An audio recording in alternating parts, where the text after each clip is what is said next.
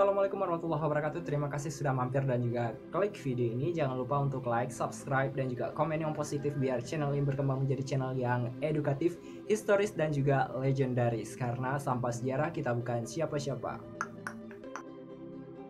Sebelumnya aku mau ngucapin selamat untuk kalian yang sudah menjawab dan juga mau berpartisipasi dalam kuis abal-abal yang aku ajukan di storynya Instagram aku. By the way, sudah banyak yang menjawab dan juga banyak yang betul, akan tetapi ada juga yang masih belum beruntung. Kalian jangan mengira bahwa yang belum beruntung adalah orang-orang yang indikatornya itu belum mengetahui tentang sejarah, akan tetapi banyak faktor yang membuat mungkin salah pencet atau memiliki kendala lain. Jangan pasrah dan juga jangan menyerah. Nanti kita bakal bahas dan juga bakal ngadain kuis lagi. Kemarin aku sudah post di Instastory sebanyak 14 kuis, maka hari ini aku bakal membahas satu persatu dari kuis yang telah aku repost beberapa waktu yang lalu. Nah, ini adalah rangkuman yang bakal aku ceritakan sedikit banyaknya ya, mungkin nanti kita bisa share dan juga bisa nonton di video-video berikutnya aku. Namun kali ini aku bakal bahas sedikit tentang intisari dari jawaban pertanyaan-pertanyaan yang ada di kuis. Kalian simak terus video ini ya. Oke, untuk kuis yang pertama itu ada datang dari Kerajaan Linge, di mana pertanyaan ini merujuk kepada siapakah Raja Linge yang pertama? Jawabannya adalah Raja Adigenali. Raja Adigenali ini merupakan raja pertama dari Kerajaan Linge yang merupakan sebutannya itu dikenal dengan Kik Betul. Asal-muasal dari Raja Adigenali ini diketahui dari sebuah sejarah yang dirangkum ialah dari Turki. Jadi memang orang-orang Islam yang berhijrah ke Tanah Rencong dan juga merajai sebuah kerajaan yang dinamakan dengan Kerajaan Linge. Nah, selain disebut dengan sebutan Kik Betul, Raja Adigenali ini juga disebut dengan sebutan Tengku Kawi. Oke, itu pertanyaan nomor 1 ya. Dan kita lanjut ke pertanyaan nomor 2. Pertanyaan nomor 2 ini merujuk kepada ibu kota dari Kerajaan Linge. Banyak yang menjawab bahwa ada di Bontul Rintis ataupun daerah-daerah yang lain, tapi yang sebenarnya betul adalah Bontul Linge. Nah, Bontul Linge ini sebenarnya berasal dari kata buntul yang artinya itu anak bukit atau gundukan-gundukan yang tidak terlalu menjulang tinggi seperti gunung, akan tetapi masih rendah di bawah gunung, sehingga dinamakan sebagai Bontul Linge. Dan di Bontul Linge sekarang ini ada Museum Rumah Raja Linge atau Rumah Raja Adigenali tadi. Oke, sudah dapat pertanyaan nomor 2, kita lanjut ke pertanyaan nomor 3, di mana pertanyaan ini merujuk kepada anak-anak dari Raja Linge, dan salah satunya disebutkan di sini adalah banyak variasi yang menjawab dan belum tentu benar, dan yang paling benar adalah si Bayak Linge atau si Bayak Lingga. Pada dasarnya anak Raja Linge itu ada 4. Yang pertama itu ada Empu Beru atau disebut juga dengan Datu Beru, merupakan anak pertama dan merupakan anak perempuan dari kerajaan Raja Linge. Nah, di jawaban ini disebutkan bahwa ada anak Raja Linge bernama si Bayak Lingga atau si Bayak Linge.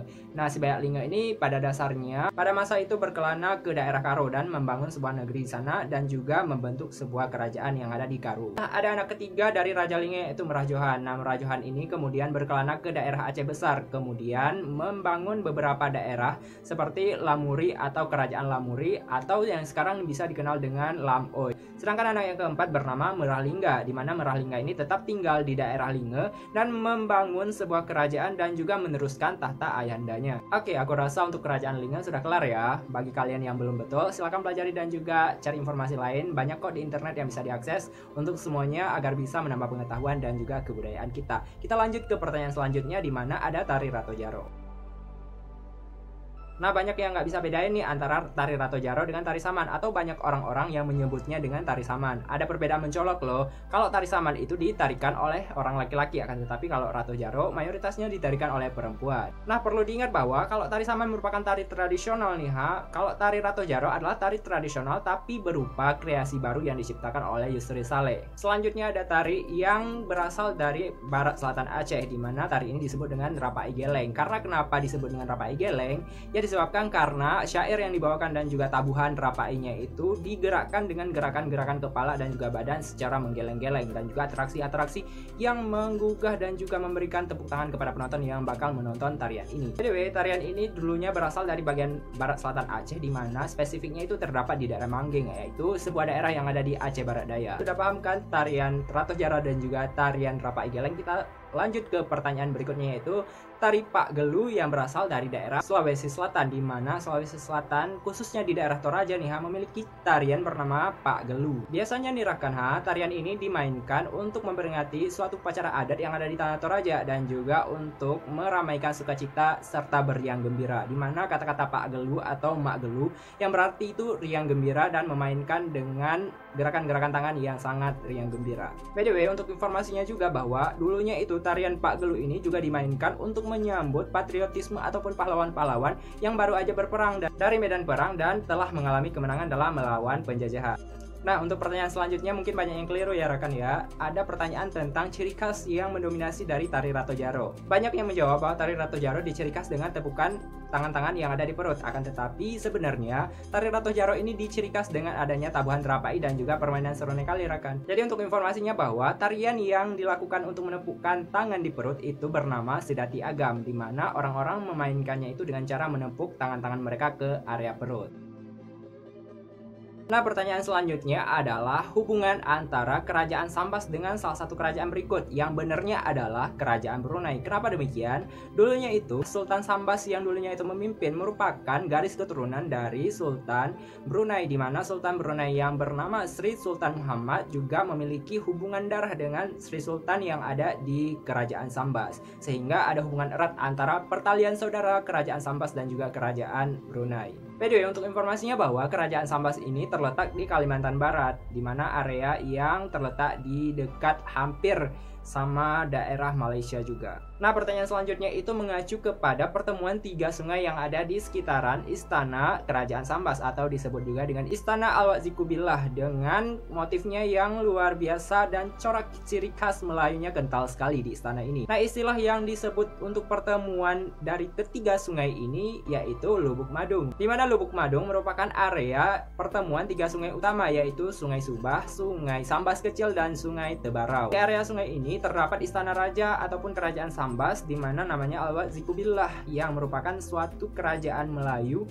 dan juga memiliki hubungan yang kental dengan kerajaan Brunei. By the way, untuk istana Al-Wak Zikubillah ini masih bisa disaksikan sampai sekarang dan masih lengkap dengan segala ciri khas yang ada di kota Sambas. Jadi kalau kalian ke Sambas, ke Kalimantan Barat, wajib berkunjung ke tempat ini. Nah, ini mungkin pertanyaan yang agak sedikit berat ya kan, karena mungkin belum setenar sultan-sultan yang lain di area sejarah yang ada.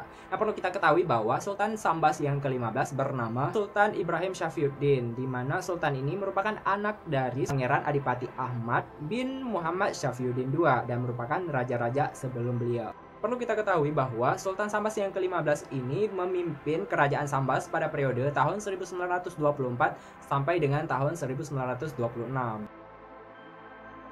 Oke, kita udah bahas segala bentuk kerajaan dan juga budaya yang poinnya itu dari 1 sampai 10 pertanyaan tadi.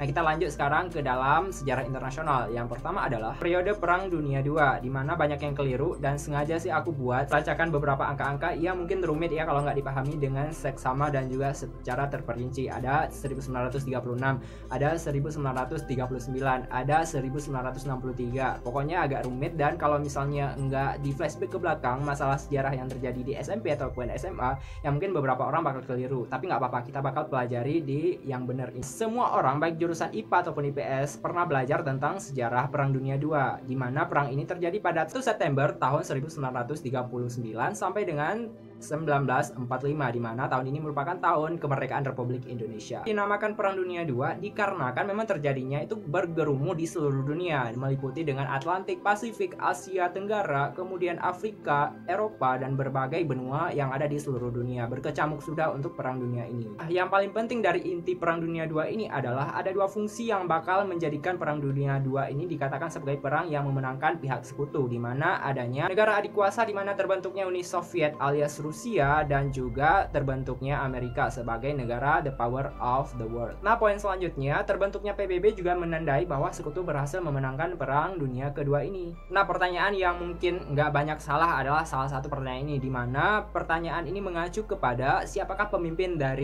blok poros. Nah, perlu diketahui bahwa blok poros itu yang terdiri dari salah satunya adalah negara Jerman, dan di dalamnya tentu tidak bisa dilepaskan dari seorang tokoh yang mendunia dan salah satu tokoh yang paling kejam di dunia, yaitu Adolf Hitler. Yang paling penting diketahui dari Pak Hitler ini, dia adalah seorang politisi dan juga ketua partai Nazi yang ada di Jerman. Nah, Pak Hitler ini merupakan salah satu dari bekas veteran Perang Dunia I. Jadi karena udah mengalami Perang Dunia I nih, jadi dia tidak ada lagi ketakutan untuk memberantas semua yang terjadi di Perang Dunia II. Dan juga Pak Hitler ini juga pernah melakukan kudeta Munich atau dikenal dengan peristiwa Bir Hall Putsch. Nah, jika pertanyaan sebelumnya itu mengacu kepada siapakah pemimpin dari blok poros, selanjutnya siapakah si pemimpin dari blok sekutu, di mana blok sekutu dipimpin oleh Pak Winston Churchill. Aku nggak bisa bacanya. Oke, Winston Churchill atau disebut dengan Winston. Jadi Winston ini adalah warga dari negara Great Britain atau Inggris Raya. Beliau adalah seorang politisi, perwira militer sekaligus penulis dari Great Britain. Dan beliau juga menjabat sebagai Perdana Menteri di Great Britain periode 1940 sampai dengan 1945. Karena kemenangan Inggris Raya di Perang Dunia Kedua nih, maka pada tahun 1951 sampai dengan tahun 1955 beliau diangkat lagi dan dipercayakan menjadi Perdana Menteri di Great Britain. Oke, untuk pertanyaan terakhir adalah negara-negara yang terlibat dalam blok sekutu. Berikut daftar negaranya. Negara sekutu atau negara-negara yang tergabung dalam blok sekutu nih, maka mereka itu tergabung dalam sebuah persatuan blok-blok sekutu yang memang terdiri dari negara-negara besar. Dan mayoritasnya itu terdiri dari United States of America, kemudian ada Rusia yang kemudian pada waktu itu menjadi nama Uni Soviet, kemudian ada Tiongkok, ada France atau Prancis, ada Polandia, ada Kanada, dan juga berbagai negara lainnya termasuk Brazil. Sekianlah pembahasan dari review-review kuis yang terdiri dari 14 soal nih. Berikut nanti akan kita rilis lagi kuis yang bergabung dengan segala bentuk baik itu tradisi, budaya, dan juga sejarah. Jangan lupa untuk like, subscribe, dan juga komen yang positif di channel ini untuk membantu mengembangkan channel ini menjadi channel yang lebih edukatif, historis, dan juga legendaris. Karena tanpa sejarah kita bukan siapa-siapa.